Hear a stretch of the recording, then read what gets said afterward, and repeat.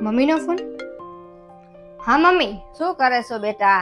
હા કાંઈ નહીં, જો ને રસોડું સારું કરતી હતી હું. તું કેટલું તારા સાસરે બધું સંભાળી લેશો, અને તારી ભાભી જો એટલી ધીમી છે ને, ધીમે ધીમે કામ કરે, અને પછી મારે છે ને બીજી વાર મારે બધું હરખું કરવું પડે છે. મમ્મી હું એક કામ કરું, હું તને છે ને પછી ફોન કરું, અત્યારે હું કામમાં છું. હા કાંઈ વાંધો નહીં. હા કાંઈ વાંધો નહીં.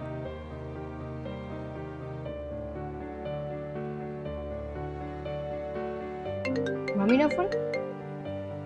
હા મમ્મી. શું કરે છો? હા કાંઈ નહીં, જો ને બેઠી હતી હું. આ જો ને તારી ભાભી નવાઈની નોકરી કરે છે, એને થોડું કામ ન કરવું જોઈએ? અડધા કામ મારે કરવા પડે છે, અને એને કાંઈ જો કહીએ ને તો એ રોવા બેસે છે. આજે તો મારે એની યાર છે ને થોડુંક બોલવાનું થઈ ગયું. અરે મમ્મી, લાઈફમાં છે ને કોઈ છે ને પરફેક્ટ નથી હોતું મમ્મી. થોડુંક તારે એડજસ્ટ કરવું પડશે, થોડુંક ભાભીને એડજસ્ટ કરવું પડશે. અને મમ્મી, તમારી બે વચ્ચેની દરેક વાત છે ને મને કહેવાની જરૂર નથી મમ્મી. જો તમે આપસમાં વાત કરશો ને તો તમારી બે વચ્ચેની મિસઅન્ડરસ્ટેન્ડિંગ છે ને દૂર થશે મમ્મી. અરે પણ મમ્મી હું કહું છું, મારે છે ને એક કામ યાદ આવી ગયું છે, તો મૂકું છું, તને છે હમણાં ફ્રી થઈને વાત કરું. હા કાંઈ વાંધો નહીં. હા. વહુ, તું તારા મમ્મી યારે હરખી રીતે વાત કેમ નથી કરતી? કાંઈ ઝઘડો થયો છે?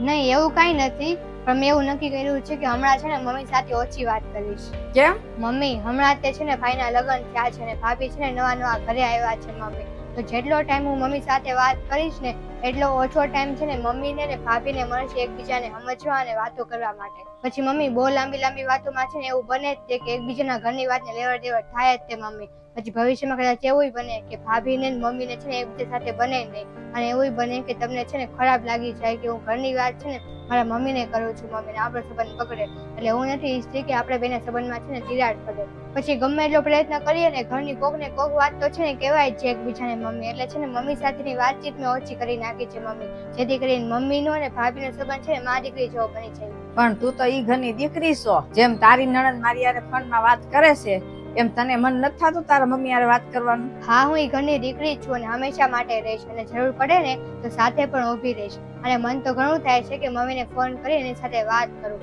પણ અત્યારે છે ને એ ઘરમાં હજુ એક દીકરી છે જે પોતાના મા બાપ અને છે ને એના ઘરને છોડીને ત્યાં આવી છે મમ્મી. એટલે હું એવું ઈચ્છું છું કે પેલા છે ને ઈ ઘરમાં છે ને ઈ ઘરની દીકરી બને. તું કેટલી સમજદાર વહુ છો. હું નસીબદાર છું કે તારી જેવી વહુ મને મળી. ભગવાન કરે તારી જેવી દીકરી બધી માયુને મળે.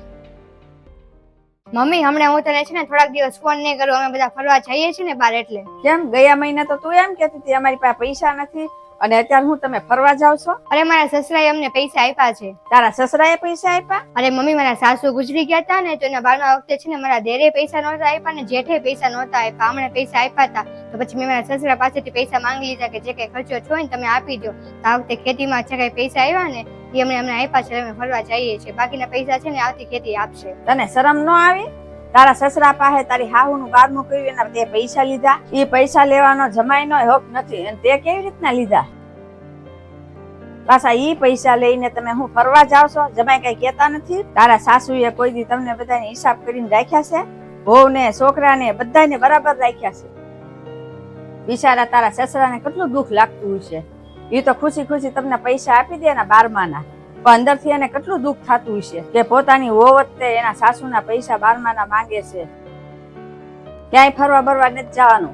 એ પૈસા તારા સસરાને પાછા આપી દેજે, અને બીજી વારના જે લેવાના છે ને ઈ નહીં લેવાના, લેતી નહીં. અને હું છે ને ફોન મૂકું છું ને જમાઈ યારે વાત કરું છું.